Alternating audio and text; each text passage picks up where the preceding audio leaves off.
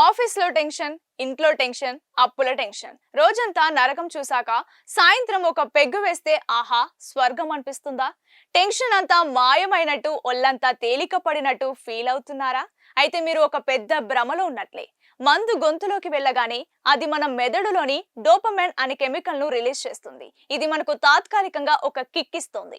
సమస్యలన్నీ మర్చిపోయినట్టు, రిలాక్స్ గా ఉన్నట్టు నటిస్తోంది. నేను మళ్ళీ చెప్తున్నా, అది కేవలం నటన మాత్రమే. ఇక్కడే ఉంది అసలు ట్విస్ట్. ఆ ఆల్కహాల్ ప్రభావం తగ్గడం మొదలవ్వగానే మీ టెన్షన్, మీ ఆందోళన ముందు కంటే రెట్టింపు వేగంతో మీపై దాడి చేస్తాయి. సైన్స్ దీన్నే రీబౌండ్ యాంగ్జైటీ అంటుంది. అంటే ఒత్తిడిని తగ్గించుకోవడానికి తాగిన మందే మీ ఒత్తిడిని పెంచుతోంది. అంతేకాదు, మందు మీ ప్రశాంతమైన నిద్రను దారుణంగా దెబ్బతీస్తోంది. ఇది ఒక విష వలయం.